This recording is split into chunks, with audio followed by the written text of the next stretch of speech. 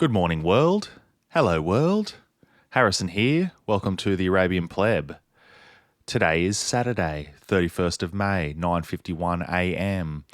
I would love to be doing jobs, working, making money, mowing lawns, weeding. What else do I do on the weekends? But it's raining. It's bloody raining. So can't really go mow people's lawns and whippersnip when it's raining. So I thought, well, how else can I be productive? I'll fucking do a little fucking recording, won't I? And put it out there for you beautiful people. So I only just woke up. Just going to have a sip of my coffee. I'm not going to do what Dale from the Waking World podcast does, where he sips straight into the microphone to create some beautiful audio effects. I'll just mute it. I'll just hit mute.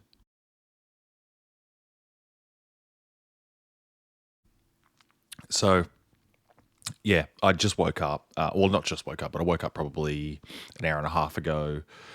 And just to give you another update on what's going on in my life, but I am, as you know, as I've mentioned many of times, and I'm not boasting at all. I'm very fortunate. I'm very grateful. I'm very lucky, but I am building a house and having some issues, having some problems, but you know, they're not the worst problems in the world.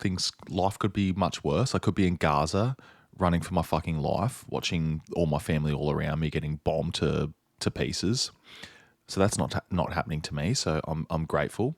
And like I said, things could be worse. But anyway, a couple of hiccups, couple of issues with getting the house built. Clearing the throat and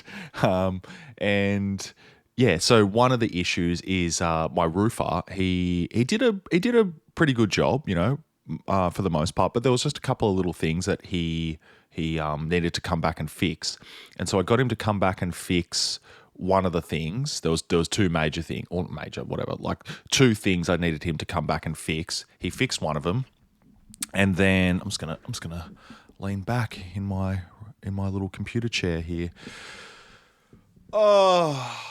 Oh, goodness.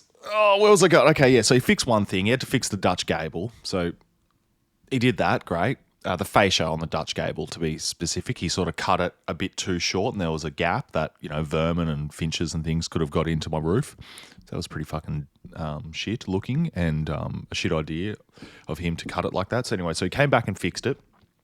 And then the second thing was I needed him to also fix the returns on the other two gables of the roof, because he did the same thing where he just cut it too short. Like you do need to have a gap, right? So I'll give him that. But, you know, you want like a 5 or a 10 mil gap, not a 5 or a 10 centimeter gap. And it was probably closer to 50 mil. So you know, I've just been not hassling him, but like not overly hassling him anyway. Like I've just been touching base. Hey mate, when do you think you can come and fix the two returns? Oh yeah, I'll be there. You know, he says, oh yeah, I'll be there next weekend or the weekend after, whatever. I'm like, okay, cool. And then I leave it. You know, don't touch him. Don't contact him again. Don't touch base with him again until it's that next weekend. And then, you know, so this morning, naturally, as I do, I sent him a text message, and just a simple, I'm going to read it. I'm going to fucking read it to you, all right? This is what I said.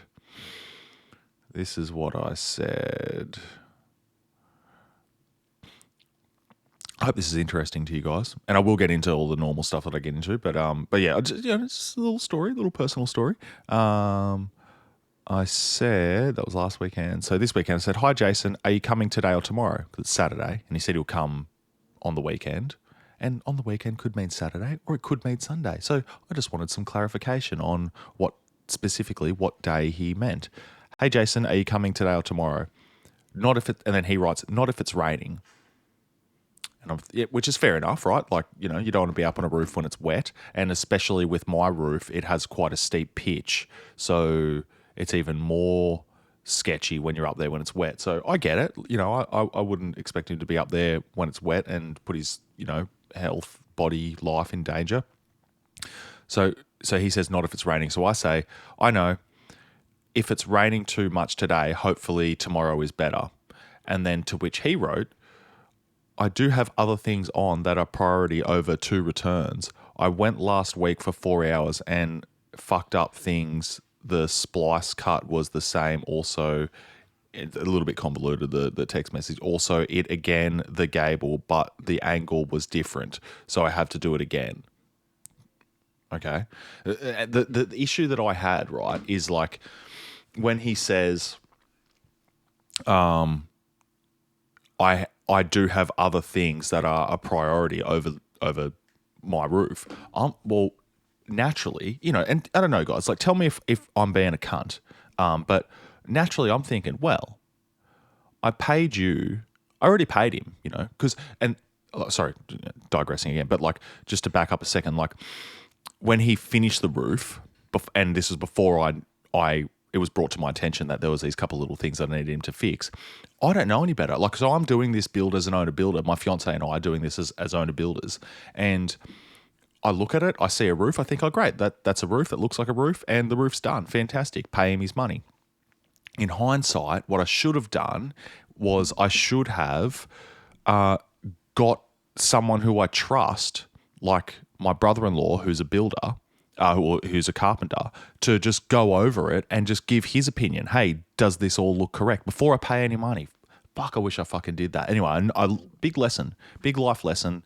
But yeah, so eventually, so after I paid him the money, then my brother-in-law pointed out these couple of things that needed to be fixed. So anyway, so I'm thinking, like, when he says I'm not he's got other things that are priority, the implication is that I'm not as much of a priority in his opinion, and that doesn't make me feel good when I've paid him roughly $35,000 to do my roof. Admittedly, about 16,000 of that was materials. So, what's that work out to be? Like, I paid him, like, he made more than $18,000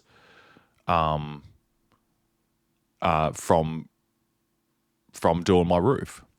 Of the money that I paid him, the $35,000, he made $18,000, more than $18,000. So I'm thinking, like, well, fuck, mate. Like, if my $18,000 doesn't buy me, a high priority on your list, like that, I've got some problems with that. I've got some fucking issues. And I've already given you the money to do the job. The job isn't finished. So I expect you to come back and finish the job properly. And I'm trying to not be a cunt about it, right? Like, I'm trying to be as nice about it as possible. Like, you guys out there, if my dad listens to this, or if any of my family or friends listen to this, like, you guys know me and you know what I'm like, and you know that I'm not an unreasonable person, and I'm quite a nice person, if I don't say so myself. Well, I think that most people would agree with that. I'm not unreasonable, and I'm a pretty nice person. So anyway, so he writes all that, right? Like, he says, like, he has other things on his priority list, and whatever. He was there for 4 hours, and blah blah blah blah blah, and he made some other fuck up, like I fucking, like, that's what I want to hear. Cool. And that he has to do it again. Okay, fine. But so I take issue with he's got other things higher on his priority list. So I say, I just want what I paid you. Sorry. I just want what I paid you, $18,736.61 to be done right. I just need you to fix your work, please. Hang on, that doesn't. Let me read that again. Maybe I fucking fucked up this fucking text message. I just want what I paid you, $18,736.61 to be done right. Yeah, it sounds fair. Okay enough. I just need you to fix your work, please. I paid you on time every time. I do the right thing by you. I did the right thing by you, sorry. All I ask is you please do the right thing by me. Right? And then in response to that, which I'm not going to play it because it'll be his voice, and, I don't want to out this guy. Even though I feel like I should. I feel like I have the right to call out bullshit and bad behavior. But I won't. Whatever. I won't. But anyway, so he then calls me, and mind you, like, I had just woken up. Hang on, I'm just going to have another sip of my coffee. Just 1 second.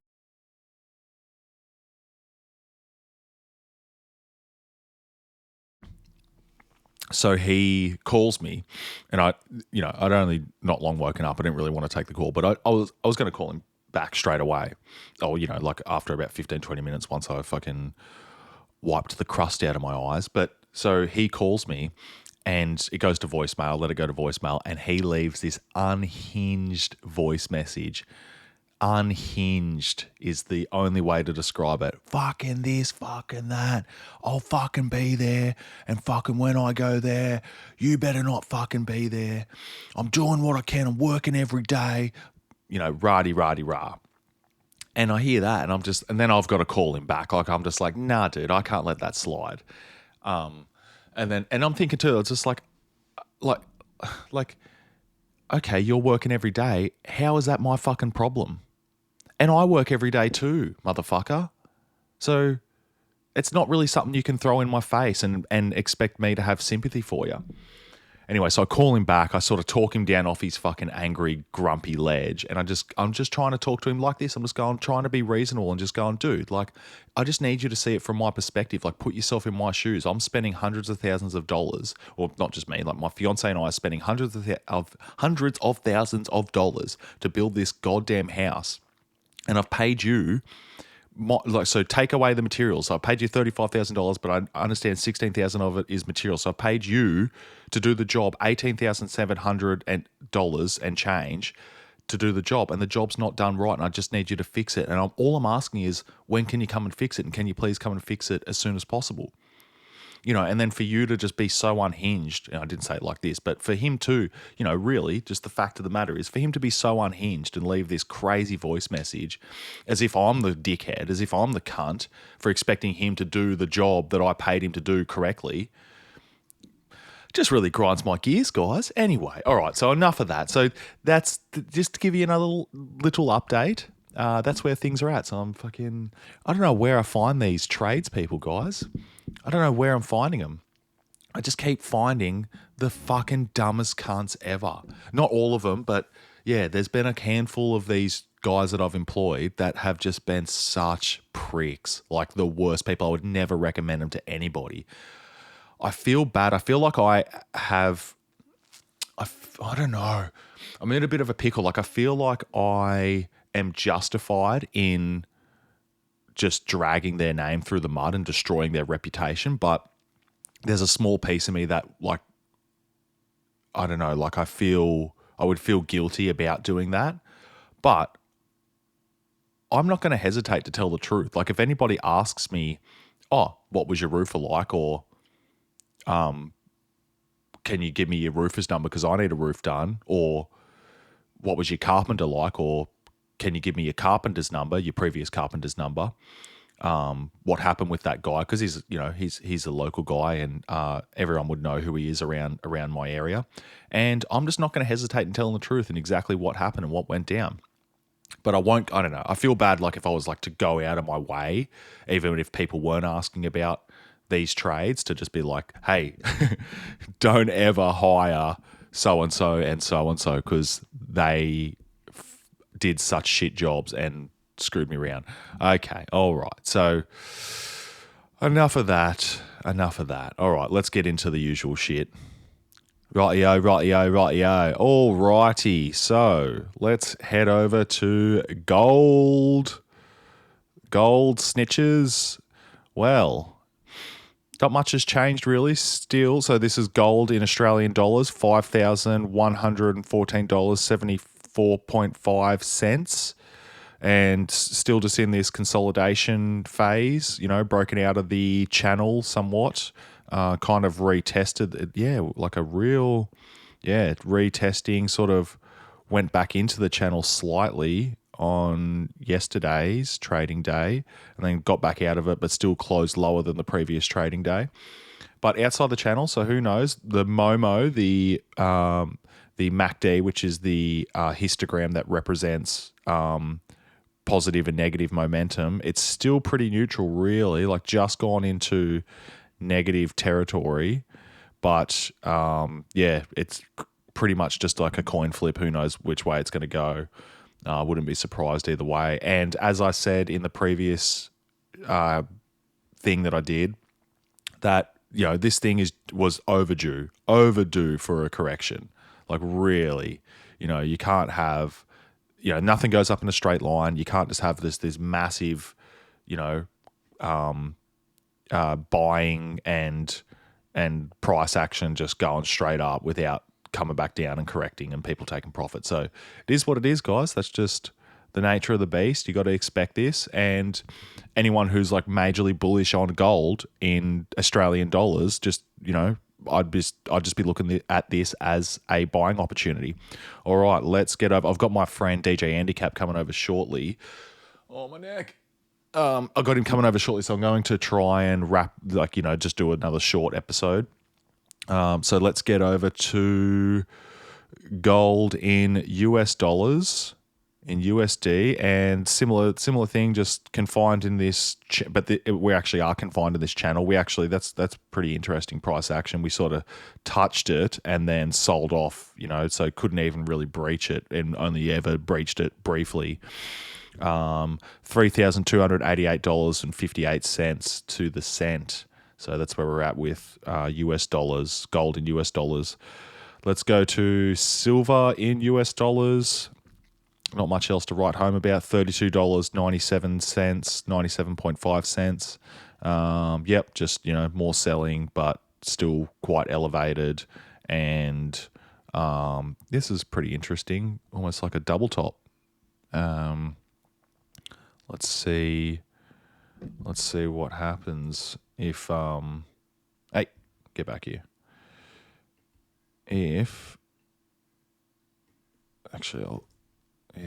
Let me get rid of that. This could be, let's see if the double top plays out, because we've had now another lower high. We could get a bit of a dump coming on silver. Let's see. Nothing's for certain, and I'm no expert in technical analysis, but I find it fascinating, and I like looking at this stuff and trying to find the patterns, draw them, and see how accurate I am at it. Just going to have another sip of my coffee, muting unlike Dale from the Waking World podcast.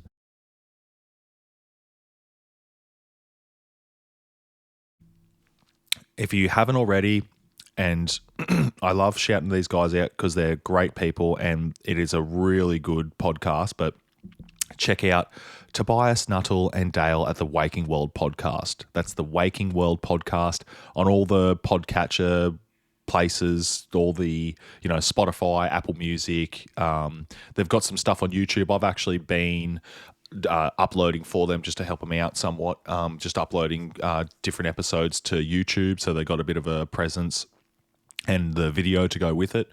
But yeah, Spotify, Apple Music, wherever you listen to podcasts, you'll find the Waking World podcast. Waking World podcast. Great people, great podcast. Really, sort of occult, secret society, ritual and magic, geopolitical, politics, general politics, war, peace, all that good stuff, economics, heaps of stuff, and a great host of guests that they get on that show. Great interviews. Max Egan. They had Head Flux on, who's like a really good producer from fucking somewhere from Wales, I think, or some shit, or Scotland or something. But anyway, interesting dude. That was a really, really good episode. I can't remember his actual name, but yeah, he's producer, musician name is Head Flux. Check his music out; it's really good. But who else? Richard B. Spence, a litany of different people that they've interviewed. Ole Demigod. I don't know. Anyway, that guy. Yeah, so great interviews. Check him out. Waking World podcast, Dale and Tobias Nuttall. Tobias Nuttall and Dale. They're not brothers or related. I don't know what Dale's last name is. Okay, let's check out. Okay, so silver in Aussie dollars, $51.28.573 cents. Pretty similar to the in the US dollar situation, but this one is much more elevated. This one actually has hit all-time highs, but there's a bit of selling, and I don't know, like maybe there's a little bit of a right shoulder head and then left shoulder action going on, pretty symmetrical, but let's just see. You know what? Oops. Sorry. You know what? I'm going to paint it here, and let's just test the theory and see if it plays out. I don't know.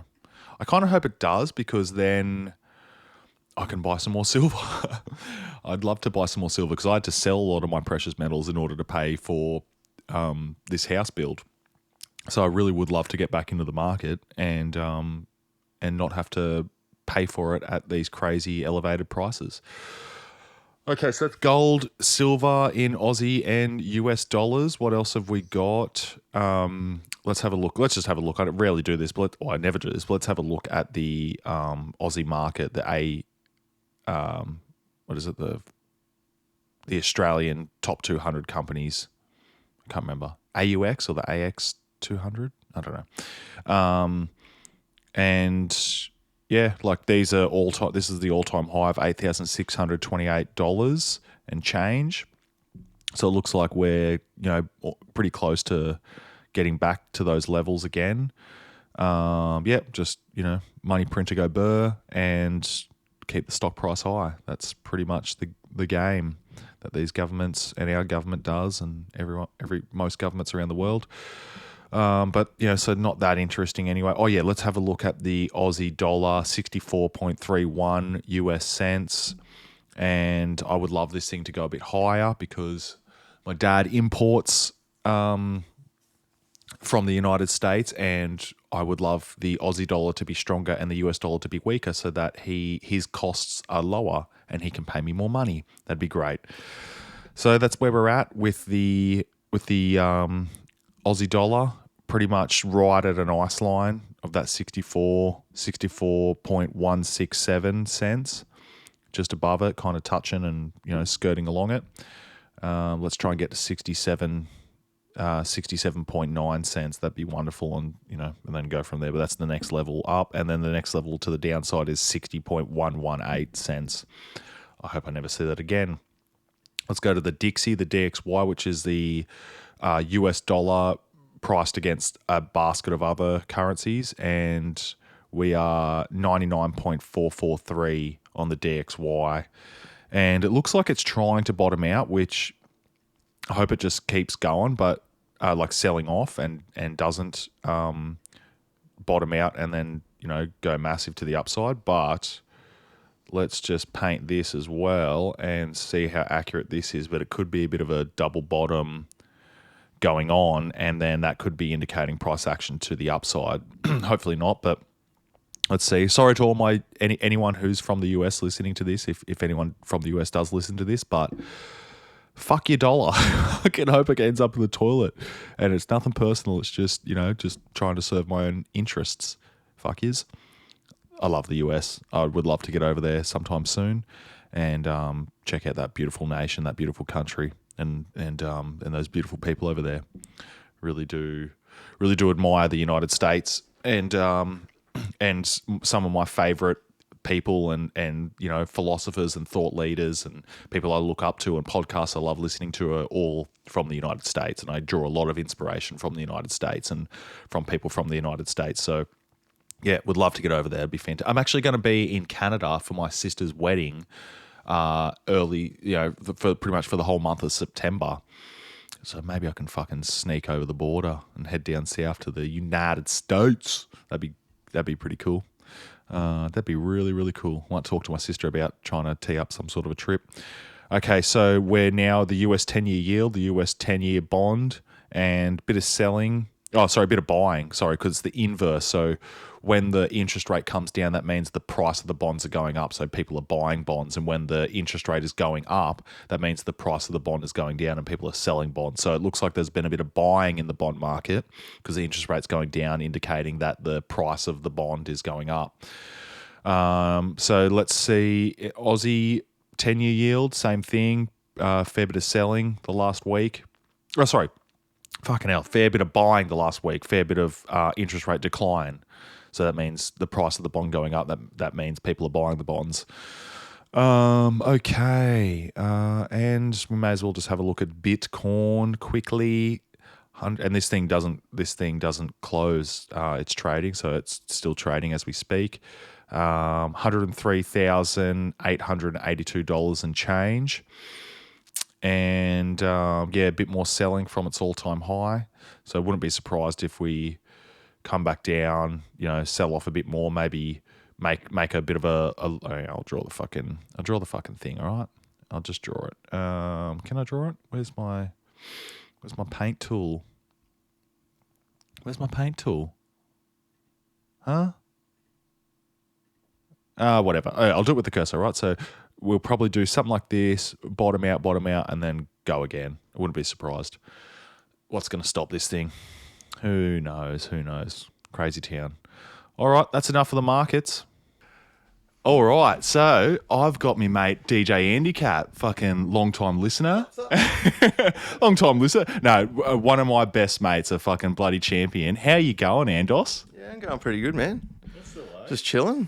It's a bit of a rainy Saturday morning and setting up to play at a warehouse party tonight. It's going to be pretty fun. Fuck yeah, dude. Fucking oath, man. I'm going to try and come. So Andy's going to borrow me sub. I got, where is it? Over there. Got a sound system thingamajig. So yeah, he's going to take me fucking subwoofer and get it pumping, bros. So, dude, I just thought, and sorry to put you on the spot like this, but I just thought, fuck it. Fucking, you're a good mate of mine and we always have good chats, So I thought, yeah, let's fucking get Andos in here and bloody pick his brain a little bit. See what you've been up to. And, so, dude, yeah, you were telling me that there was a pretty interesting fucking Joe Rogan interview. Who was that? And tell me all about it. Okay, so it was with what used to be the Minister for Antiquities in Egypt, but he's an archaeologist named Zahi Hawass. He has always been a bit of a gatekeeper in that part of the world with who is allowed to kind of come and dig and look for things over there. And he's kind of had a pretty staunch stance on that. He knows everything about everything there. He was on Joe's podcast. He's kind of clashed with Graham Hancock in the past. They tried to do a debate and it got into a really heated argument, and old mate stormed out of the debate with Graham Hancock because Graham Hancock just asked him a couple of different questions, and he brought up a guy who's got a bit of an alternative theory named Robert Bival. And he got really, really upset and was like, this is over and get away from me and don't talk to me and all this sort of stuff. And it was kind of a similar thing that went down on the Joe Rogan podcast. So Joe was asking him some, just normal sort of questions, and rather than being able to answer the question, he gets really heated and just kind of wants to change the subject and that sort of stuff. And that's pretty sad to see that when he's kind of the main person in Egypt that has a say on who can do stuff, and he's so blind to other things. Like one of his big things was that there's no way that the date of the Sphinx and the pyramids can be any older than what they say they are, because there's no other signs of a civilization that did anything like that that's older than 4,000 years, 4,500 years. But then you've got in Turkey, you've got Göbekli Tepe, which has been dated at over 10,000 years old, around the time of the Younger Dryas kind of impact, 9,600 BC or something. So it's like 11,600 years ago, right when the supposed Younger Dryas impact happened. And when that's brought up to him to say that, well, your argument has always been that there's nothing that kind of could be older, so that there's no way that anyone could have made it ages ago. When people bring up Göbekli Tepe, he goes, "What is that? That's not true. It doesn't even exist. I don't even know what that is." Like freaking, but it's like, you're an archaeologist. You should be aware of other things in the world that potentially clash with theories of yours and things like that. What does he mean? What does he mean? Like, oh, that doesn't exist, when it's there. Like you can. Let's fucking go there, dude. I'll show you the fucking shit. Yeah. And I don't know a lot about Göbekli Tepe. So that's in Turkey, is that right? Turkey, yeah. And it's it hasn't even been completely uncovered. They've only uncovered like a little bit of it or Yeah, something. so they've only uncovered like 5 or 10% of it or something like that. It's massive, and they planted, the people that owned the land there decided to plant olive trees all over it years ago, right where the site is. There's a guy called Jimmy Corsetti who's been on Joe's podcast as well. He's got a channel called Bright Insight. And he likes to talk about all of these ancient sites and things like that. And he really pushed back on the Turkish government to say that, like, you know, these trees are, the roots of the trees are going down and going to be wrecking what hasn't been discovered and what hasn't been dug up yet. And they've always argued that no, that's not the case. Like big archaeologists would come forward and go, no, that's not going to wreck anything, and which is complete bullshit. And they've now then, since he made all this big noise about it, they've now removed all the trees. Nice. Which is good, which is helping to preserve what's still under the ground there. But yeah, it's amazing to see now that you've got a lot more people in the limelight who are talking about these sort of topics, that the people who actually have a say, who are real archaeologists, are really closed-minded and don't like being told anything outside of what they've studied and what they've gone to uni and learnt about, and the small little window of things that they know. And it's pretty sad because there's so much more to factor into our whole story of where we come from and how we all came to be, and what the past entails. And it's like, it's just really weird to see that these people who you always thought they're the ones that are out there digging up shit to find stuff, half of the time they're not actually digging up anything, and they just want to say, oh no, that needs to stay buried to preserve it. Whereas in the past, in Egypt, for example, they were using dynamite and stuff to do excavations like 100 years ago, where they would just blow holes in stuff and see what they could find. So to say that drilling a little hole and putting a camera in something to go and investigate these days is too invasive and it's going to wreck the site is complete bullshit. Yeah. We've got the technology now to be able to go and scan things without even going in there, but they won't even allow people to go and do those things. It's like a real, I don't know, like my opinion, it's like a real sign of someone's like intellect and like intellectual honesty is like being willing to have your mind changed, being like open to new information and you know, whatever your previous conceived notions were. Like if new data presents itself to be like, oh, well then that was wrong, and I'm honest enough to admit that, and this is what the new data shows. And then like anytime that someone is resistant to that, you're just like, oh, you're a fucking scumbag, dude. Yeah, totally. Like it's a real like what you're talking about, these archaeologists, these like establishment archaeologists are like, it's a real like trust the experts, you know, trust me because I'm the expert type of thing, you know, like. Yeah, totally. It's pretty sad, like, because it's such a mystery that we all want to kind of, well, especially, I don't know, where everyone thinks about it like I do, but I'm obsessed with it. And just knowing where we come from, and it's such a, like, you know, it's so amazing to think that there's things that were built thousands of years ago that we couldn't do if we tried today, like to try and move like rocks that are 1,000 tons and stuff like that. They just can't even do it. And they moved them from hundreds and hundreds of kilometers away over mountains and all sorts of stuff. And it's like, how was this achieved? Like, it's just mind blowing. And I think it should be a lot more effort put into trying to figure out our past, and because maybe that would help us unlock some things in this life that we all live in. I don't know, who knows? It's just pretty frustrating. My view on it is get very frustrated about it, because it's just hard to watch that there's all these places where they could just go, and as I was saying, they could go now and use non-invasive technologies to go and just, look at some of these places. But so you may have seen that there was some satellite scans that have come out recently about the pyramids. Yeah, and the fucking. And they reckon that it goes down really deep. So the people who have done these scans don't really have a lot of credibility. So the people who did the scans are come from a world where they've got in the past they've had a lot of really out there theories and stuff like that, which kind of makes them a little bit discredited in a way. But then they've kind of released some newer scans of some stuff that is already documented, and they know that it goes down and whatever. under the ground, which is the Osiris shaft, which is near the middle pyramid. So like this stuff. Yeah, so that what you're looking there, like that's the 3D AI kind of render of what the scan has picked up, but it's very, very out there. Like from, if you look at what the actual scan looks like, it doesn't really look like that. I'll try and find. I'll go back to the other camera, but I'll try and find what. So if I look for scan, If you like this one here, so like you've got the picture in red, okay, like that's kind of what the scan is underneath, and then above it, they're saying this is what it probably looks like, but it's pretty far fetched. Yeah.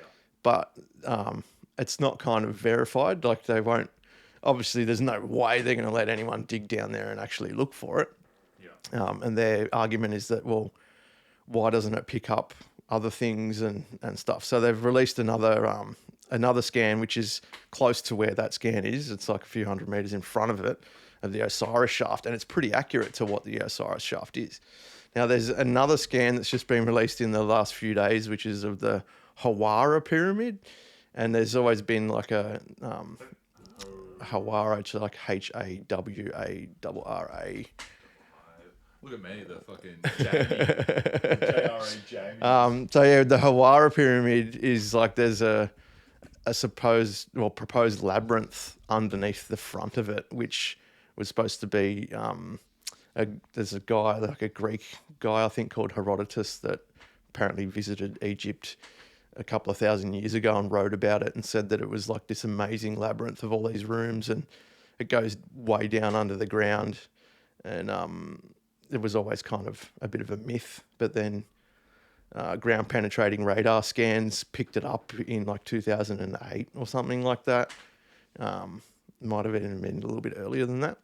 But there's a new scan that's just been released in the last few days, which shows this labyrinth and shows a bunch of like all these big rooms and stuff like that. Apparently there's a room in the middle which is like connecting a bunch of other big rooms, which is like 160 meters long by 80 meters wide or something like that, that connects with these other rooms that are like 80 meters by 80 meters wide.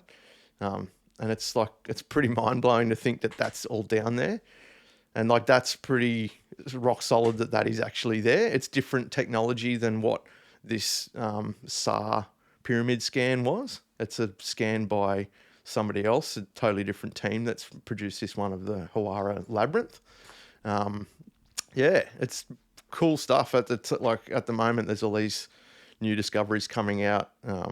They're using new technologies and LiDAR and stuff that they're using to be able to... LiDAR's more to be able to remove trees in the jungle and stuff. So LiDAR's been really effective in the Amazon jungle to kind of help... Hancock talk about that. Hey. Yeah, so LiDAR, for anyone that doesn't know, it's like a laser getting shot down at the ground like hundreds of thousands of times a second, and whatever bounces back up to the thing, like it might kind of just miss a few leaves and actually be able to hit the bottom floor of the forest or whatever, and then they're able to kind of map a picture and remove all of the trees and everything and kind of see all these structures and stuff that's under the ground.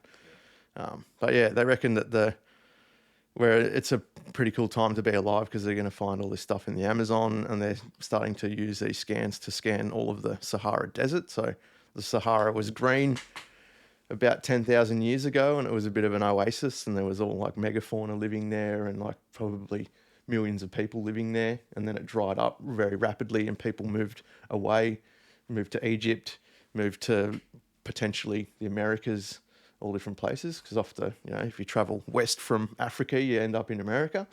Yep.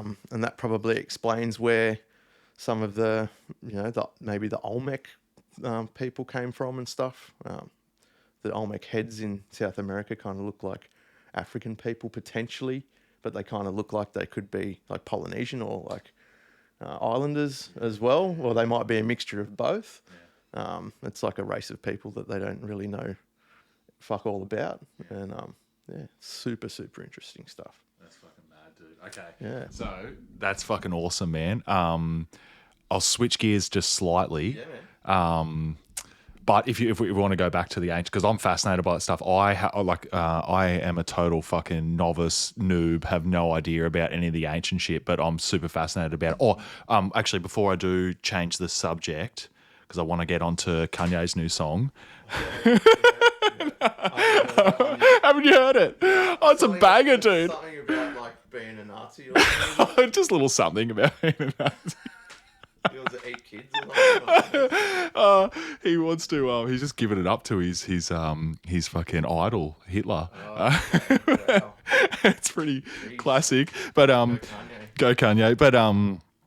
But Graham Hancock. So like when he was talking about the LiDAR and in the Amazon and the discovery that he had found that essentially it was like there was a city.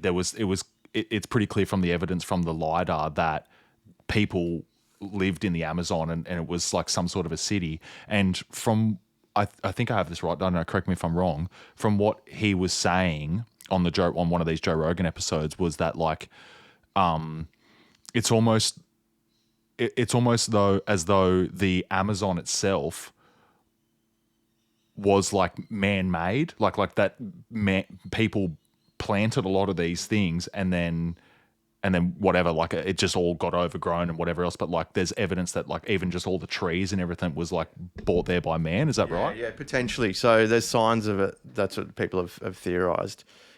There's a guy called, like sorry, let me start again. So in the Amazon, there's this stuff called Prater or something maybe. I've probably got the name completely wrong.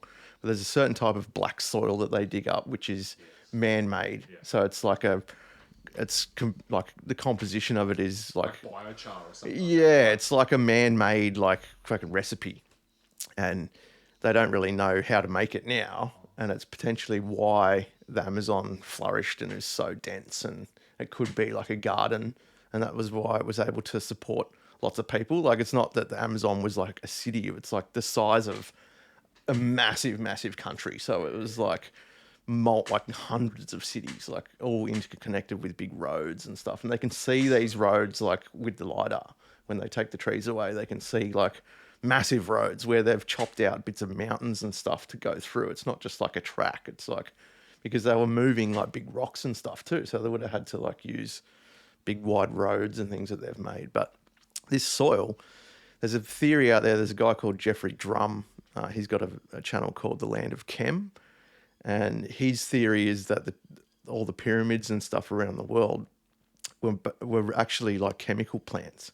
So they were using they needed to make a big structure like a pyramid out of all these rocks because it needs to be heavy to be able to contain the pressure of the gases and stuff. So they were making chemicals like ammonia and stuff, which is like the main ingredient in fertilizer. So it's like they figured out how to make man-made fertilizer to be able to make the soil like fertile so that they could grow food and crops and feed millions of people, basically.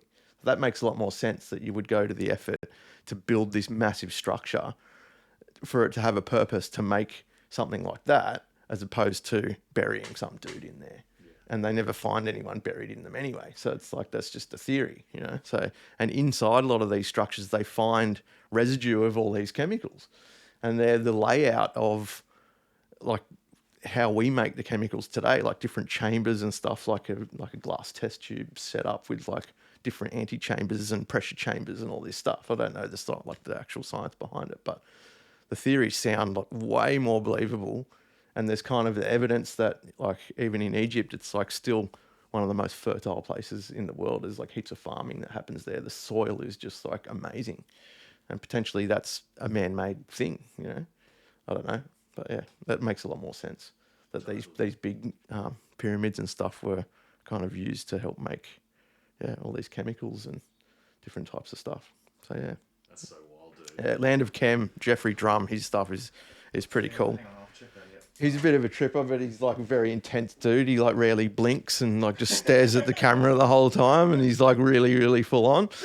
But yeah, he's super cool dude, and he's pretty onto it. A lot of people think that his series is pretty bang on, and he's done a lot of videos and a lot of kind of proof to try and back up his theories. And yeah, if you want to go down a bit of a rabbit hole, he's pretty onto it. That dude, Jeffrey Drum. Fuck yeah, man.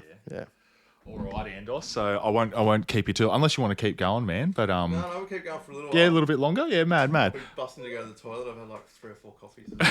Okay, I'll let you go. We're going to do a little toilet break. I wanted to ask you. So I know you're like pretty new to Twitter or X. You sort of jumped on it a few months back.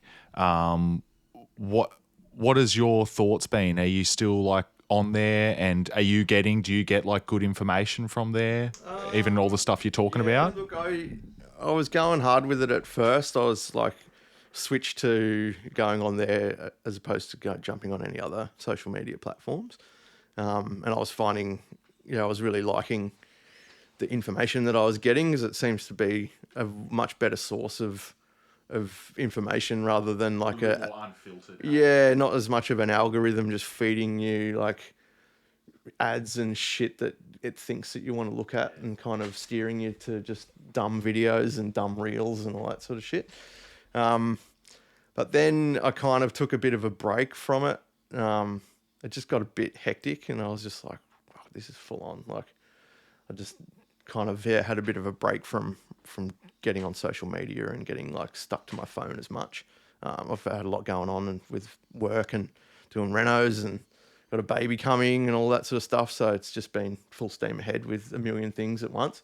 But I still do jump on X every couple of days and have a bit of a look. And the most frustrating thing for me is like AI is just flooding everything. And there's so many like AI videos and shit. And it's just like, it's just getting like so good, but you can pick that it's AI straight away. Yeah. But it's just so like common, and I don't know, I'm seeing it in like different people like making music videos and stuff with AI, and I just think it just discredits them like instantly. It just looks shit. Yeah. It's too simple. Obviously it takes time to feed the AI to get it to look and do what you want it to do, but there's no skill in that really. Like, anyone could take a crash course on how to give AI the right prompts to make it spit out the things that they want it to do. Yeah. And it's just like taking away from people that have done a lot of hard work and studied and bought expensive equipment to be able to pull off awesome, videos and stuff like that. And it's just, I don't know, it's just a bit of a cop out, I think. I agree, man. Like you lose like the fucking, just that human touch, obviously, right? Like, and the, just that like creative spark or that like fingerprint that like a human being would put on something. Yeah. I'm kind of torn, because like I can see how like it's economically it's like, this is like a mad tool that just a one-man band could like do something that like would have taken like 200 people to do. Yeah. But by the same token, I see what you're saying. It's like it's just it's so oversaturated, and it's just like, I don't know, like I don't know, like I really, just in my line of work, what I do with my dad, and there's a lot of emails and a lot of like doing up quotes and just things like that. Like I refuse to use AI to help me write things, because I don't know, I reckon you can just pick up on it straight away, and then it's kind of like it's a cop out, like you're saying, and I just think that it'll hurt me more than it'll help me, is kind of my feeling on it. Yeah, a good example of that is like a gig that I've got coming up. What the person putting on the gig used AI to make like bios about some of the DJs, because they didn't write their own one. So it was like, I'll just put it into chat GPT and it'll spit out like a blurb about you. And it was like so wanky and over the top. And it's like, come on, like who would actually write that? Yeah. Like, it makes you look silly that you would even like put your name to that. Like, it's like so over the top. Did they do one about you? No, I wrote my own one. And it was just like, fucking hell, pump the brakes a little bit on the chat GPT there, guys. It was just insane. Like, I don't know. It's scary though, because it's like, it's taken away from people using their brain. Yeah.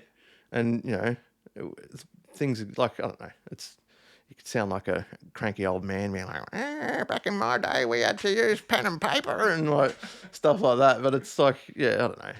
I kind of relate it to the kids on all these e-bikes. It's like no one knows how to pedal anymore. It's like not having to think, like everything is getting a bit too easy. But yeah, you can pick it, and it is an awesome tool, I think, used in the right way. But as far as videos and things go, you can spot it from a mile away. But that's obviously going to change. It's still early days with it. It's going to get scary because it's going to, within 5 or 6 years, you're not going to know what's AI. I think it's going to get smarter and better and look more polished, and it's going to iron the bugs out, and it's going to get unrecognizable from real stuff. So that's the scary thing. Dude, let me show you this video. So Nick, my good friend Nick, Cosmic Surfer, he fucking played this for me the other day for the first time. But this is, dude, so check this out. I would love to get your fucking reaction to this. Let me just make sure I got the fucking thing. Where'd the thing go? All right.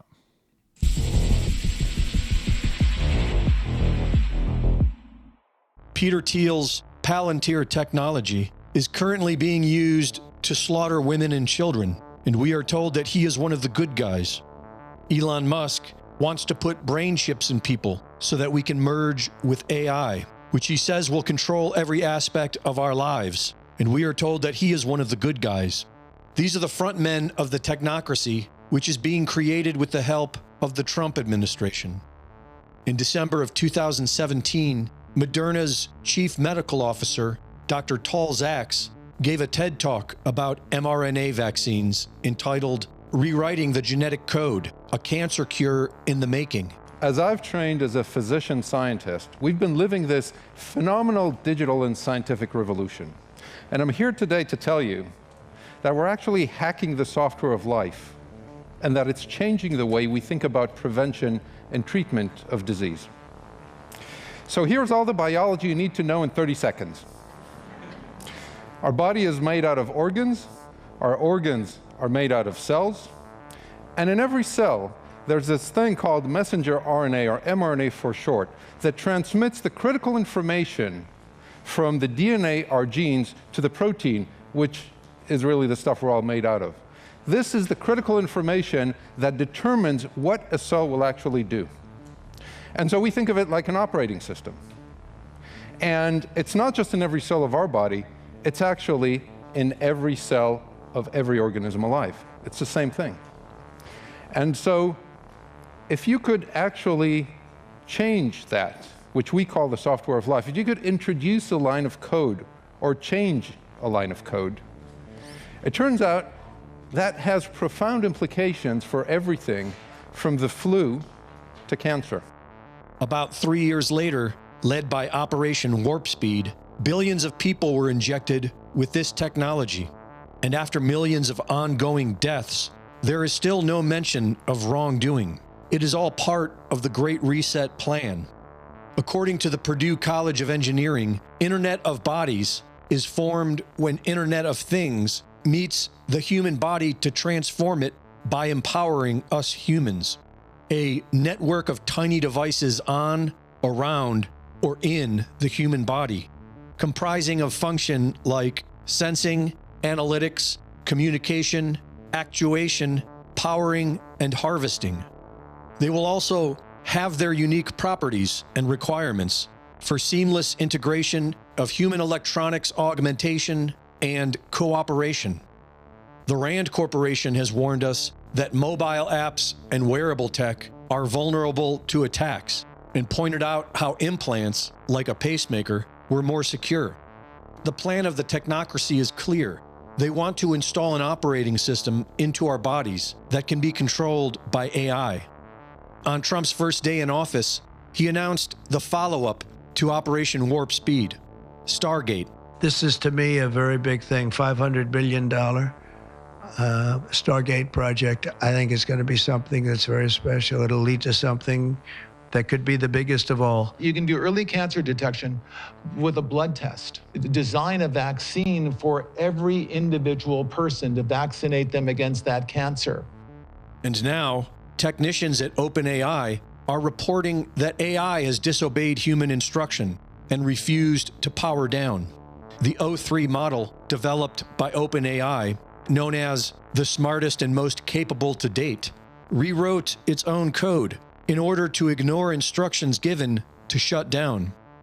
Elon says that this is all inevitable and might even be the end of mankind.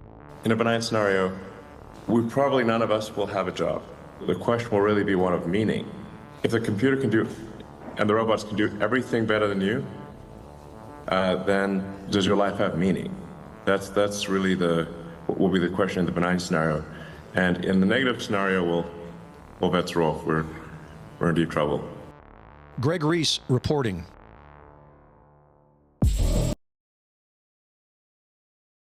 Dude, what are your thoughts? What's your reaction to seeing that? Well, it's all, I don't know, a bit of a compilation of a few different things. I remember when Trump made that announcement talking about the Stargate thing, and I was like, what the hell is this that they're talking about? It seemed a bit like strange that they were talking about more vaccines and shit like that. That was a bit of an alarm bell for me. But yeah, I don't know. Like a lot of that stuff, it's tricky to know how much of it is legit. Like obviously him making a big announcement like that is legit, but when you talk about, I don't know, some of the points that are in there makes me just kind of go, oh, I don't really know enough about it to say yes or no about it. Like as far as Elon at the end there talking about, you know, if the benign scenario and then the negative. Yeah, like if the computers can do everything better than humans, then what will you have a purpose and all that sort of stuff? It's more like if the world got to that point, it would almost be like a communist kind of world if everything was just like everybody gets given the same amount of credits to be able to eat and have fun because all the robots run everything. And like, I can't really see the world going down that path. I reckon like it's as far, I don't know, I think it's a huge step for that to like, it's a long way away, I think. Like potentially it might happen where that'll, in like maybe 50, 100 years or something like that, it might get to a point where you've got, you know, other things walking around that are powered by AI that are kind of doing the jobs and that sort of stuff. I don't know. I think we're a pretty long way away from it. Yeah. Like it's definitely possible on a long timeline, but I don't think it's anything we're going to see in our lifetime. Dude, what about the thing that really spun me out?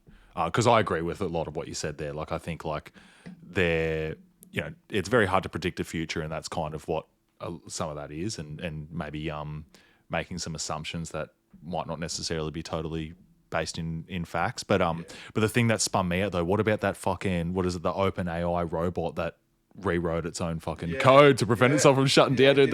They wanted to bring in version 4 or something, and it lied and wrote its own shit. And so I know that's scary. Like it shows that it's kind of sentient in a way if it's aware enough to do something like that. It's not just like spitting out commands, like, well, not commands, but you know, it's not just spitting out stuff and being prompted. It's doing more, you know, it's thinking for itself basically, which is pretty scary.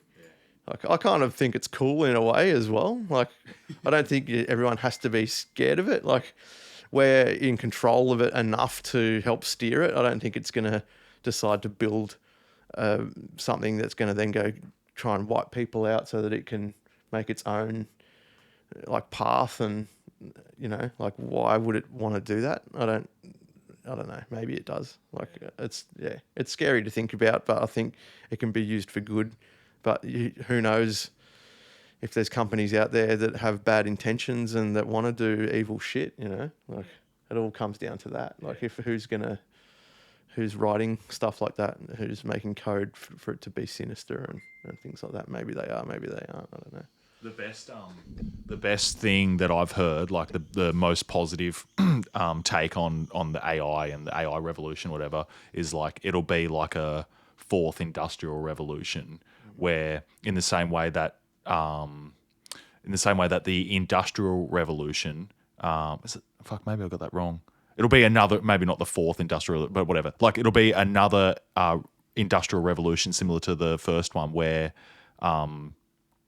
that just like totally changed, like, you know, fucking like just we went from like horse and buggy to like the combustion engine, and just just the living standards just like dramatically improved because of that sort of revolution in technology. And that's what I've heard.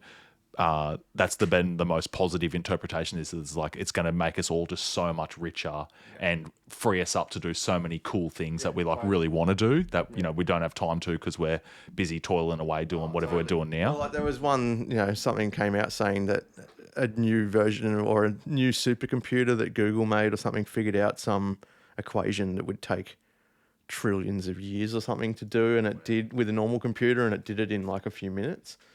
And that it kind of helped to prove that there's like parallel universes or some shit, because it was, I don't know, I can't remember the whole story about it, but back onto kind of what you were saying, like I think if we can, there's all these mysteries kind of touching back on the ancient stuff that, it's so hard to figure out. There might be languages and stuff that we find that are written down that we have no idea what it says, but maybe the AI can help us read what that says and unlock some things from the past and figure out this like big conundrum of how do we get like faster than light travel and things like that. And then it'll open up for us to be able to then travel wherever we want in the universe and go and live on other planets and not have to work and all that sort of stuff, because it can be used in a good way. Like, I think that's potentially like where it might be leading to, it helps us figure out all these things that we can't figure out, that's just too much of a mystery. But the AI is so smart that we feed it with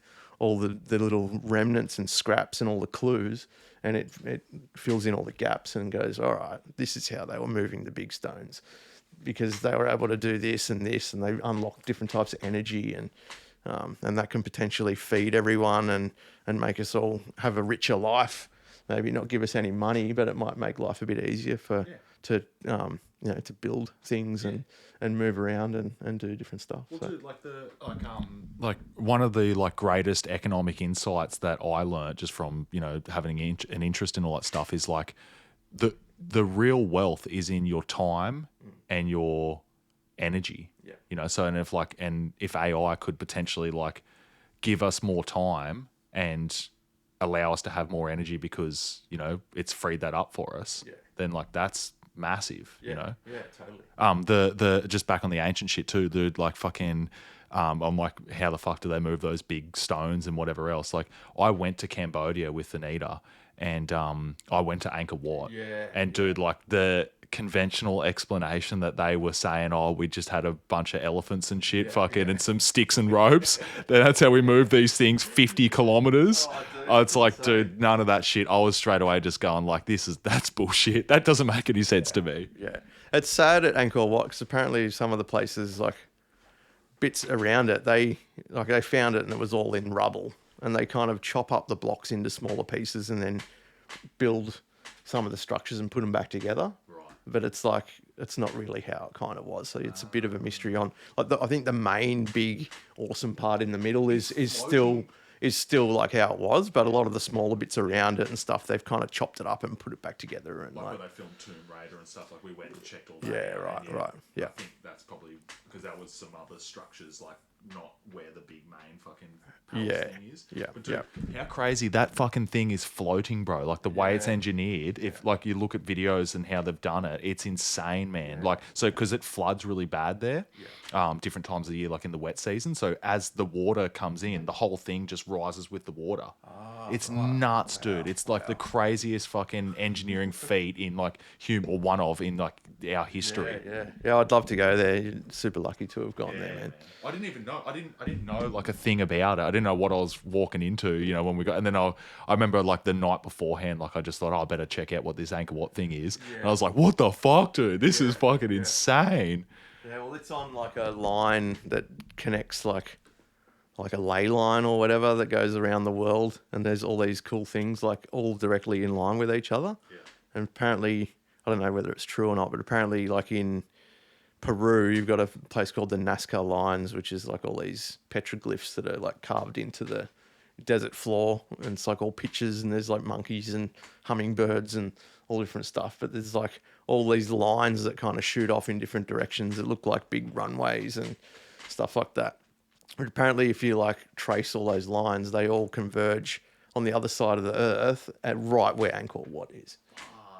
Like right there. It's like a weird like connection. I don't know. I suppose maybe if you draw lines in any direction, you can get them to intersect anywhere. I don't know. I don't know, man. No, but it's crazy. But yeah, people have done that on like Google Earth and stuff, and they draw like a line like and trace it all the way around, and where they all cross is like right where Angkor Wat is. Yeah. Like that's pretty cool. That seems to be like a common thing with a lot of these ancient sacred sites or whatever, is they're all on these song lines or whatever, and they're all like just the way they're positioned is all very fucking symmetrical and in line with other things. Yeah. The trippy thing about that is a lot of it's to do with like the winter solstice and like in the middle of the year, where it's like basically where the sun crosses the middle of the Earth. But it's like, how did they know?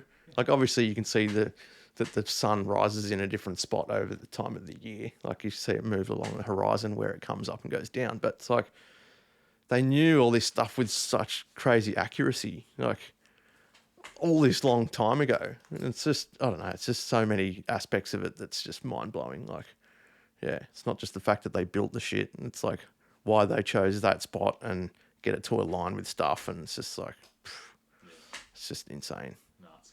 Yeah, we just get a couple of bricks and some cement and just slap shit together these days, and it only lasts a few hundred years, not even. Like, might last, a couple of generations, and then someone knocks it down and builds something else there. Yeah, crazy. Oh, brother, fucking, we might wrap it up there, eh?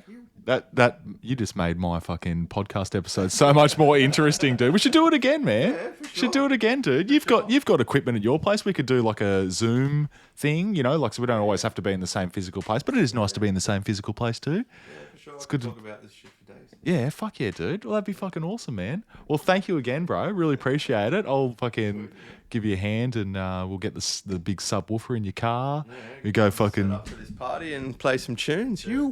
Mad, bro. If you want to listen to something I've got, go to SoundCloud and look up DJ A-Cap and listen to some dope break beats and drum and bass and hip hop and all the different stuff that I do. I just made a fresh SoundCloud, so there's a few fresh mixes that I've just done this month that are on there. What's it called again? DJ A-Cap. DJ A dash. DJ A-Cap. Yep, C-A-P. Yep. SoundCloud. Yep. I'll be checking that out. Yeah, man. You. All right, thanks again, brother. Too easy. My man. Champion Andos. Peace out, world. And